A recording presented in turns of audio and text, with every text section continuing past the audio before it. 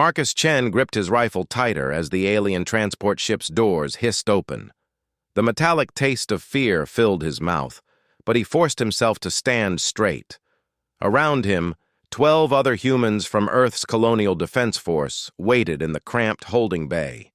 They had been prisoners for 3 weeks now, captured during the failed defense of Europa Station. The Zephyrian guards that emerged were tall, gray-skinned beings with elongated limbs and oversized heads. Their black eyes reflected no emotion as they gestured with their energy weapons. These weapons hummed with a soft blue glow, completely silent and seemingly weightless in their four-fingered hands. "Move, primitives!" commanded the lead guard in heavily accented standard. His translator device converted the aliens' chittering sounds into words the humans could understand. "You will demonstrate your pathetic weapons for the War Council." Marcus exchanged glances with Lieutenant Sarah Rodriguez, the ranking officer among the prisoners. She gave him a barely perceptible nod. They had been planning this moment for days, waiting for the right opportunity. The Zephyrians, in their arrogance, wanted to study human weapons technology. They thought they were dealing with an inferior species using crude tools. The prisoners were herded through gleaming corridors toward what appeared to be a massive arena. The walls were made of some translucent material that showed the star-filled void of space beyond. As they walked, Marcus noticed how the Zephyrian guards moved with an almost floating gait. Their weapons never wavered, never shook, never required any visible effort to aim or carry. The arena was filled with hundreds of Zephyrian spectators, all seated in tiers that rose toward the curved ceiling. Their collective chittering created a sound like rain on metal. At the center of the arena floor, a collection of human weapons had been arranged on a platform. Marcus recognized assault rifles, shotguns, pistols, and even an old bolt-action rifle from Earth's archives. Supreme Commander Veltar stood on a raised platform overlooking the arena floor. His ceremonial armor gleamed with bioluminescent patterns that marked his high rank. When he spoke, his voice was amplified throughout the arena.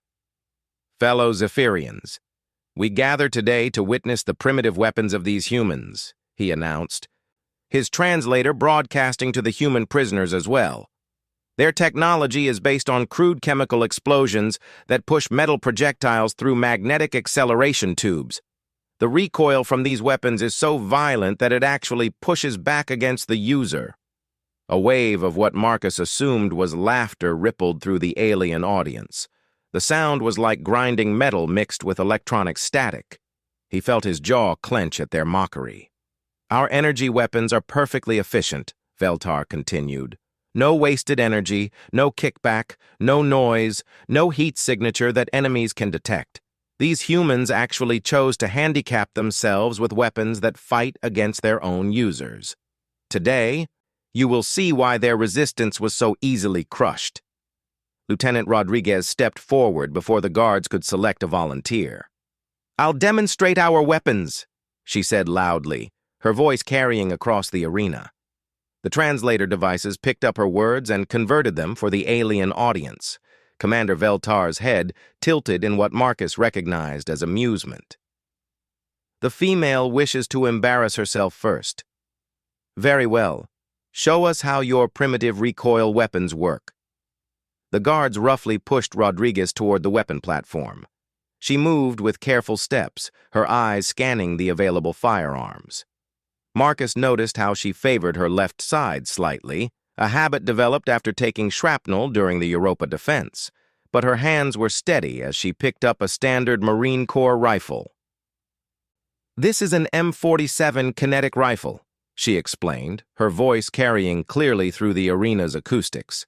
"It fires 7.62mm projectiles using controlled chemical combustion." She demonstrated the weapon's weight and balance, showing how it felt in human hands. The Zephyrian audience chittered with what sounded like anticipation.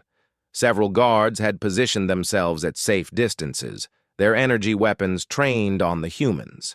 They clearly expected no real threat from the primitive kinetic weapon. The recoil you mentioned is not a design flaw, Rodriguez continued, checking the rifle's action with practiced movements. It's physics. Every action has an equal and opposite reaction. When the bullet goes forward, the weapon pushes back. Exactly our point, Commander Veltar said with obvious satisfaction.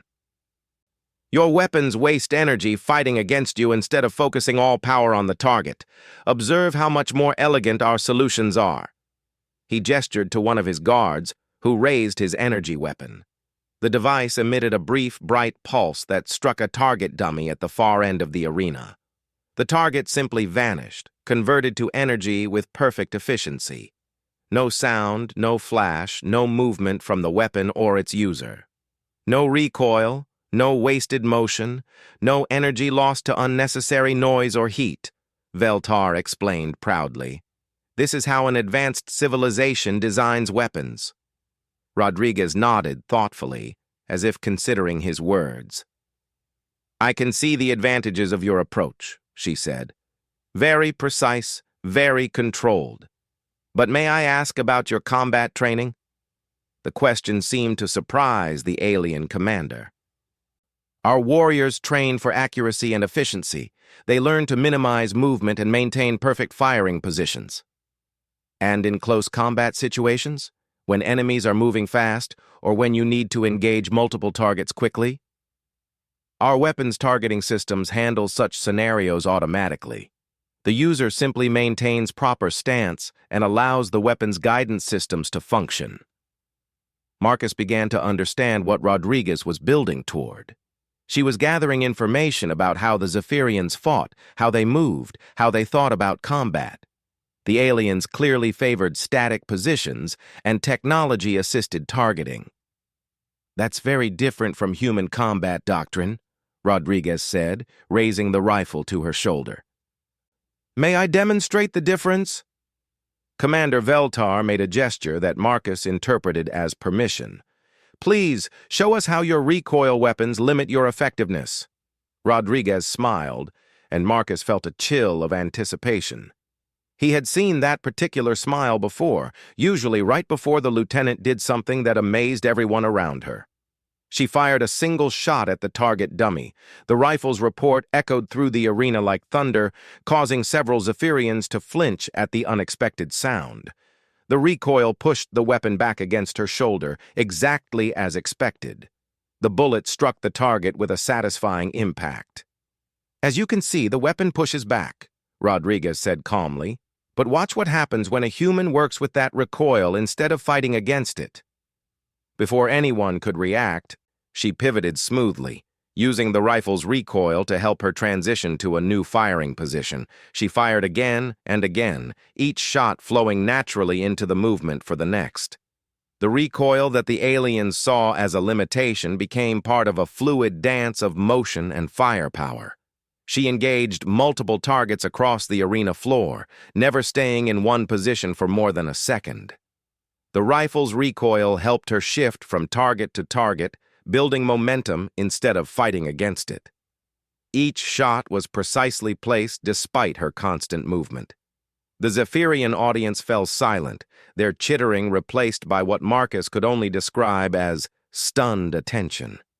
Even the guards seemed uncertain, their energy weapons tracking Rodriguez's movement, but clearly struggling to predict where she would be next. The recoil teaches us balance and strength, Rodriguez explained between shots, her voice steady despite her movement. It forces us to develop reflexes and adaptability. When you remove recoil, you remove the need to truly master your weapon. She demonstrated point shooting, firing accurately without using the rifle's sights, relying on muscle memory and instinct, developed through thousands of hours of practice with recoiling weapons. She showed how the weapon's weight and balance could be used for leverage in hand-to-hand combat, something the lightweight energy weapons couldn't match. Commander Veltar's bioluminescent patterns had changed, now pulsing with what Marcus guessed was agitation. Crude muscle memory cannot compare to technological precision, he declared, though his voice lacked its earlier confidence. Perhaps, Rodriguez agreed, finally stopping her demonstration and lowering the rifle. But consider this. What happens when your targeting systems fail? When electromagnetic interference blocks your weapon's guidance? When you face an enemy in conditions your technology wasn't designed for? The arena remained silent. Marcus could see that some of the Zephyrians were exchanging what looked like concerned glances. Our weapons work in any environment, Rodriguez continued. Vacuum, atmosphere, underwater, in electromagnetic storms, even in the aftermath of nuclear explosions. They require no power cells, no targeting computers, no wireless connections that can be jammed or hacked. She gestured to the other human prisoners. Every one of these soldiers can field strip, clean, and repair their weapons using basic tools. Can you say the same about your energy weapons? Commander Veltar's patterns now pulsed rapidly. Your primitive weapons may be more robust than we initially calculated, but robustness is no substitute for raw power. True, Rodriguez nodded, but power without adaptability is brittle. Your warriors are trained to fight one way, with weapons that work one way. Humans learn to adapt because our weapons force us to. She demonstrated by switching to a shotgun, showing how the much heavier recoil required different techniques and stances. Then she picked up a pistol, illustrating how the smaller weapon demanded yet another approach. Each weapon's recoil pattern was different, forcing the user to develop multiple skill sets. Marcus watched the Zephyrian guards and noticed something important. They all held their weapons the same way. Stood the same way, moved the same way. Their energy weapons were so uniform that their users had become uniform as well. In contrast, each human prisoner had developed slightly different techniques based on their experience with various recoiling weapons. The demonstration was having an effect beyond what anyone had expected. Marcus could see doubt creeping into the alien faces around the arena. Their absolute confidence in their technological superiority was beginning to crack. But he also noticed increased tension among the guards. Their grip on their energy weapons had tightened, and several had shifted to more aggressive postures. The demonstration was supposed to show human inferiority, not highlight potential advantages of human weapons and training. Commander Veltar seemed to reach the same conclusion. Enough, he declared, his bioluminescent patterns now pulsing with definite anger. These primitive demonstrations prove nothing. Recoil remains a fundamental flaw that limits accuracy and speed. Rodriguez set down the pistol and faced the commander directly. With respect, sir, I don't think you understand what recoil really teaches us. Then enlighten me, primitive. She smiled again, and Marcus felt that chill of anticipation return even stronger than before. Recoil teaches us that every action has consequences. When we pull the trigger, we feel the weapon's power in our bodies. We learn to respect that power, to control it, to make it part of ourselves. She picked up the rifle again. Your energy weapons are tools that you use. Our kinetic weapons are extensions of ourselves that we become one with. The recoil connects us to every shot, makes us partners with our weapons instead of just their operators. The arena was completely silent now. Even the guards seemed transfixed by her words. But most importantly, Rodriguez continued, recoil teaches us that power and precision aren't opposites. They're partners. Watch. What happened next would be remembered in human military academies for generations to come, though no human would witness it until much later. Rodriguez raised the rifle and fired not at the targets, but at specific points around the arena. Each shot was calculated not just for where it would hit, but for how the recoil would position her for the next shot. She was using the recoil to build a rhythm, a pattern of movement that was part combat technique and part performance art. The aliens could only watch as she demonstrated a level of weapon mastery that their recoilless energy weapons could never teach. The demonstration ended with Rodriguez standing exactly where she had started, the rifle empty, and every target in the arena damaged or destroyed. The silence that followed was absolute. Commander Veltar's bioluminescent patterns had gone completely dark. The silence stretched across the arena like a physical thing. Marcus could feel the tension building as hundreds of Zephyrian spectators processed what they had just witnessed. Their absolute certainty about human primitive weapons had been shaken in ways they clearly hadn't expected.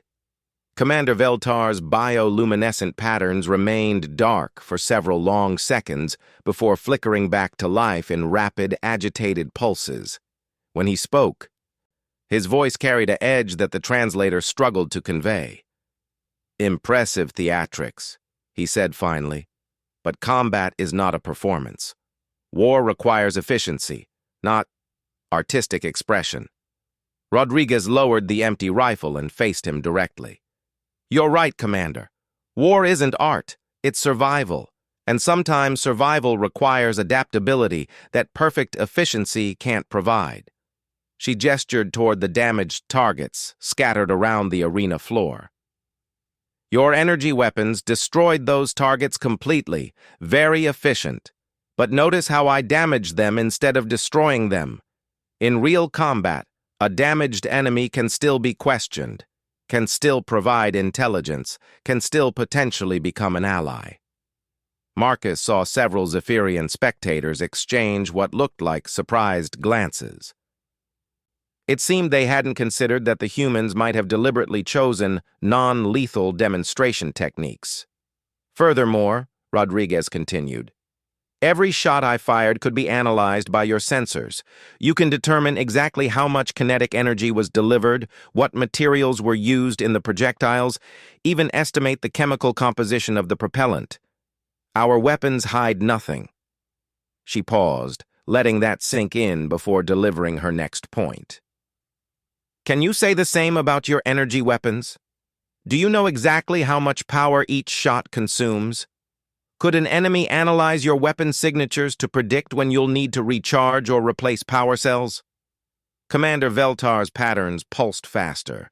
Marcus could see that Rodriguez had struck a nerve. Energy weapons, for all their efficiency, were essentially black boxes to anyone trying to understand their operation from the outside. "Your point is irrelevant," Veltar declared. "Energy weapons provide overwhelming firepower advantage." "Do they?" Rodriguez asked mildly. "Sergeant Chen, would you mind helping me with another demonstration?" Marcus stepped forward, his heart racing.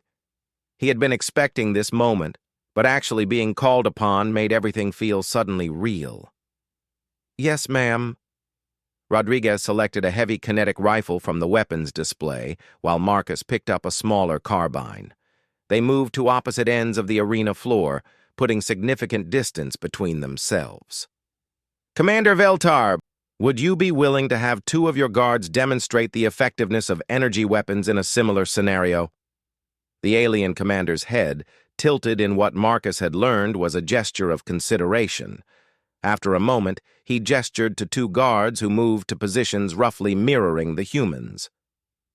"What exactly are you proposing?" Veltar asked. "A simple comparison. Your guards will engage targets at range using their energy weapons. Sergeant Chen and I will do the same with our kinetic weapons. We'll see which approach proves more effective in a practical scenario." Marcus saw the trap Rodriguez was setting, and he could tell from the commander's hesitation that the alien was beginning to sense it too. But with hundreds of spectators watching, Veltar couldn't back down without losing face.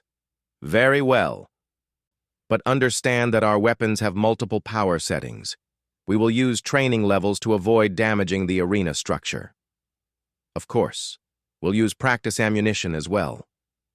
The guards were provided with new targets, mechanical constructs that could move and respond to simulate enemy behavior. The humans were given similar targets. Marcus checked his carbine, noting the lighter practice rounds that had been loaded. "Begin when ready," Commander Veltar announced. The Zephyrian guards moved to precise firing positions, their energy weapons humming to life. Their movements were perfectly coordinated, textbook examples of their training doctrine. They engaged their targets with mechanical precision, each shot carefully aimed and efficiently delivered. Marcus and Rodriguez took a completely different approach. Instead of establishing static firing positions, they immediately began moving. The recoil from their first shots helped propel them into rolling cover behind scattered debris on the arena floor. The difference in tactics became apparent within seconds. The Zephyrian guards, trained for precise shooting from stable positions, had to readjust their entire stance each time they wanted to engage a new target. Their energy weapons provided no feedback to help with rapid target transitions. Meanwhile, Marcus found himself flowing from target to target, using each shot's recoil to help him pivot toward the next threat. The kinetic weapons forced him to develop a rhythm that actually enhanced his speed and accuracy once he got into the groove. "Notice the difference in movement patterns," Rodriguez called out between shots, her voice carrying clearly across the arena. "Energy weapons encourage static shooting positions because there's no recoil to manage, but static positions are vulnerable positions." She demonstrated by engaging multiple targets in rapid succession, each shot's recoil helping her shift to a new firing angle before any return fire could find her previous position. Marcus matched her technique, and together they created a pattern of movement that would have been nearly impossible to predict or counter. The Zephyrian guards, despite their weapons' technical superiority, were clearly struggling to keep up. Their training had emphasized accuracy and efficiency, but not the kind of dynamic movement that Marcus and Rodriguez were displaying. "Your guards are excellent shots," Rodriguez observed, pausing to reload with practiced efficiency. "But they're thinking like their weapons, perfectly controlled, predictably efficient." Commander Veltar's bioluminescent patterns were now pulsing in what Marcus was beginning to recognize as frustration. "Efficiency is not a weakness, human." "No, but inflexibility can be." Rodriguez finished reloading and immediately resumed firing. "Watch what happens when we change the rules." Without warning, she shifted from engaging the mechanical targets to shooting at the arena lights overhead. The kinetic rounds, unlike energy beams, ricocheted off the metallic fixtures and continued traveling. Within seconds, half the arena was plunged into dramatic shadows. The Zephyrian guards froze. Their energy weapons, dependent on precise targeting systems, were suddenly much less effective in the reduced lighting. Their training hadn't prepared them for combat in rapidly changing environmental conditions. Marcus took the cue and began using ricochets deliberately, bouncing shots off arena walls to engage targets from unexpected angles. The kinetic projectiles, unlike energy beams, could change direction after firing. This opened up tactical possibilities that energy weapons simply couldn't match. "Kinetic weapons teach us to think in 3 dimensions, Marcus called out, demonstrating by banking a shot off 2 different surfaces to strike a target that had no direct line of sight from his position. Every surface becomes a potential firing angle." The alien spectators were becoming increasingly agitated. Their chittering had risen to a level that sounded almost panicked. Marcus could see why. Everything they thought they knew about weapons technology was being challenged by what they had considered primitive tools. But the real revelation came when Rodriguez deliberately jammed her rifle. She had been firing rapidly, and the weapon's action locked up on a defective practice round. Instead of panicking or calling for assistance, she immediately transitioned to field stripping the weapon while taking cover behind a barrier. "Energy weapons' failure modes are catastrophic," she explained while her hands worked automatically to clear the jam. "When they break, they stop working completely. Kinetic weapons fail gradually and can usually be repaired in the field." Within 30 seconds, she had the rifle working again and was back in action. Marcus had seen her perform similar repairs under actual enemy fire, so this demonstration was almost routine for him. But the effect on the Zephyrian audience was profound. Commander Veltar stepped forward, his patterns now pulsing with what looked like genuine concern. "Enough demonstrations. You have shown that your primitive weapons have certain unexpected capabilities. But raw technological superiority will always triumph over crude improvisation. Rodriguez straightened up, her demonstration rifle held at ready position. Will it, Commander? Because I noticed something interesting about your guards. She gestured toward the Zephyrian warriors who were still maintaining their precise firing positions despite the changed lighting conditions. They haven't adapted at all to the new environment. They're still trying to use the same techniques that worked in perfect lighting. Marcus realized she was right. The alien guards had not modified their tactics, their positions, or their approach despite the dramatic change in conditions. Their energy weapons and training had created a kind of tactical rigidity that made adaptation difficult. Humans learn adaptation from the moment we pick up our first kinetic weapon, Rodriguez continued. Every shot teaches us about physics, about cause and effect, about working with forces instead of trying to control them perfectly. She fired another shot, and Marcus watched how she used the recoil to help her transition into a new position that took advantage of the changed lighting. Your energy weapons are so perfect that they never force you to learn improvisation. Improvisation is inefficient, Commander Veltar stated, but his voice lacked conviction. Sometimes, Rodriguez agreed, but it's also survival. What happens when your energy weapons face an enemy who doesn't fight the way your training expects? What happens when your perfect targeting systems encounter conditions they weren't designed for? She gestured around the arena. Right now, in these changed conditions, would you rather have your guards' energy weapons or our kinetic weapons? The question hung in the air like a challenge. Marcus could see that many of the Zephyrian spectators were looking between their own guards and the human prisoners with new eyes. Commander Veltar's bioluminescent patterns went completely dark again. When they returned, they were pulsing in a completely different pattern that Marcus hadn't seen before. You suggest that recoil makes human weapons superior? He asked, his voice dangerously quiet. Not superior, Rodriguez corrected carefully. Different. Suited to human psychology and physiology in ways that create unexpected advantages. She lowered her rifle completely, adopting a non-threatening posture. Commander, may I ask you something? In your military history, have you ever faced an enemy who used weapons fundamentally different from your own? The question seemed to surprise him. Our enemies have always been technologically comparable. Wars are won by whoever achieves the highest efficiency and precision. Then you've never had to adapt to completely alien combat doctrines, Marcus interjected, understanding where Rodriguez was going. You've never had to face an enemy who thought about warfare in ways your training never considered. The implications of that statement rippled through the arena. Marcus could see realization dawning on alien faces as they began to understand that humanity represented something they had never encountered. An enemy whose entire approach to combat was fundamentally different from anything in their experience. Commander Veltar turned to address his audience. These humans present interesting tactical concepts, but we must not let curiosity override strategic thinking. Their weapons remain primitive, their technology inferior.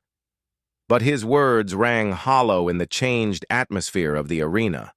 The certainty that had dominated the beginning of the demonstration was gone, replaced by questions that none of the Zephyrians seemed equipped to answer. Rodriguez stepped forward one final time. Commander, I have one last request. Would you be willing to try firing one of our kinetic weapons yourself? Just to understand what the recoil experience feels like? The arena fell completely silent. Every eye was focused on Commander Veltar as he considered the request. Marcus held his breath, realizing that this moment could change everything. Commander Veltar stood motionless for what felt like an eternity. His bioluminescent patterns had gone completely still, and Marcus could feel the weight of hundreds of alien gazes focused on their leader. The entire arena held its breath as the commander wrestled with a decision that clearly went against everything in his nature. You ask me to diminish myself by using primitive tools, he said finally, his voice carrying across the silent arena. "I ask you to understand your enemy," Rodriguez replied calmly. "Knowledge is never diminishing, Commander. Ignorance is." The alien's elongated head tilted slightly, and Marcus caught the subtle shift in his posture that suggested internal conflict. Here was a military leader being challenged to step outside everything he had been taught about warfare and weaponry. "Very well," Veltar said at last, "but understand that this demonstration proves nothing about the superiority of human weapons. I merely seek to understand the limitations you have accepted." Rodriguez nodded respectfully and selected a light carbine from the weapons display. She checked the action and loaded a single practice round before offering the weapon to the commander. "This is a basic kinetic rifle," she explained as Veltar took the weapon with obvious reluctance. "Much lighter than our standard combat weapons, but it will give you the essential recoil experience." Marcus watched the commander examine the rifle with the careful attention of a professional soldier. Despite his dismissive words, Veltar was clearly intelligent enough to treat any weapon with respect. His four-fingered hands adapted quickly to the grip and trigger mechanism. "The basic principle is simple," Rodriguez continued. "Chemical propellant accelerates a metal projectile down the barrel. The projectile carries kinetic energy toward the target, while an equal amount of energy pushes back against the weapon and the person holding it." She guided him into a basic firing stance, showing how humans typically brace themselves to absorb recoil. "The key is not to fight against the recoil, but to work with it. Let it become part of your movement rather than something to be overcome." Commander Veltar raised the rifle, his movements precise but clearly unfamiliar. His species' naturally fluid grace made his human-style stance look awkward, almost forced. Marcus could see that the alien's physiology wasn't naturally suited to managing recoil the way humans were. "Target the practice dummy at the end of the arena," Rodriguez instructed. "Remember, the weapon will push back when you fire." The commander took aim with mechanical precision, his alien equivalent of breathing carefully controlled. When he pulled the trigger, the effect was dramatic and immediate. The rifle's recoil, mild by human standards, caught Veltar completely off guard. His elongated frame wasn't built to absorb kinetic shock the way human bodies were. The weapon pushed him backward, nearly causing him to lose his footing. His carefully controlled stance collapsed as he fought to regain balance. But something unexpected happened in that moment of instability. Marcus saw a flash of something in the commander's large black eyes, not just surprise, but a kind of recognition. The alien had felt raw, unfiltered physics at work in a way his energy weapons had never provided. "Again," Veltar said immediately, regaining his composure and raising the rifle once more. This time he was better prepared for the recoil, but Marcus could see that he was fighting against it rather than working with it. The shot went wide, and the commander's recovery was slow and clumsy. "Try not to resist the motion," Rodriguez suggested. "Human children learn this by starting with very light weapons and gradually building up their ability to manage larger recoils. It becomes instinctive with practice." Veltar fired a third shot, and this time Marcus saw him attempt to use the recoil rather than fight it. The result was still awkward, but there was a noticeable improvement in his recovery time and balance. "Interesting," the commander murmured, lowering the weapon. "The feedback is immediate and unavoidable. Every shot provides tactile information about the weapon's performance." "Exactly," Rodriguez nodded. "With energy weapons, you point and fire. With kinetic weapons, you participate in every shot. The recoil tells you if your stance is wrong, if your grip needs adjustment, if the weapon is functioning properly." She gestured for him to continue. "Try firing multiple shots in sequence. Focus on how the recoil from each shot can help position you for the next one." What followed was perhaps the most extraordinary sight Marcus had ever witnessed. An alien military commander struggling to learn human weapons techniques in front of his entire command structure. Veltar's natural precision worked against him as he tried to impose perfect control on a weapon system that demanded adaptation and flow. But gradually, something began to change. Marcus could see the moment when Veltar stopped trying to dominate the weapon and started working with it. His shots became more accurate, his stance more natural, his recovery between shots smoother. "I begin to understand," Veltar said after firing a sequence of 5 shots that showed marked improvement. "This weapon system forces the user to develop physical and mental adaptability. Each shot is a learning experience." "And that's just the beginning," Rodriguez said. "Watch what happens when you try to transition between targets quickly." She set up 3 targets at different distances and angles. Energy weapons excel at this because they have no recoil to manage between shots, but kinetic weapons teach you to use that recoil energy constructively. Veltar attempted the exercise, and Marcus could see him struggling with the concept of using recoil as an aid rather than an obstacle. His alien physiology and lifetime of energy weapon training made it nearly impossible for him to develop the instinctive flow that human soldiers learned from childhood. But his obvious difficulty was actually proving Rodriguez's point.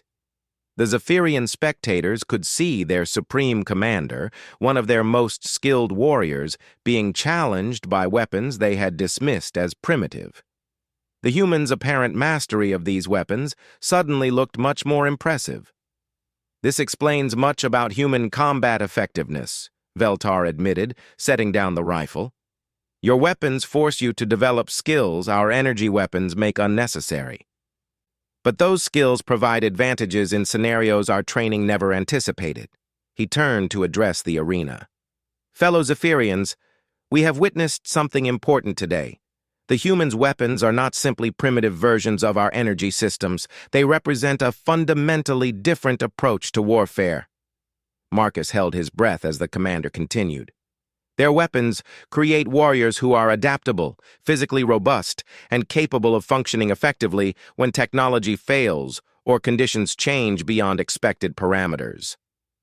A murmur ran through the alien audience, a sound like wind through metal trees. Clearly, this was not the conclusion many had expected from the demonstration.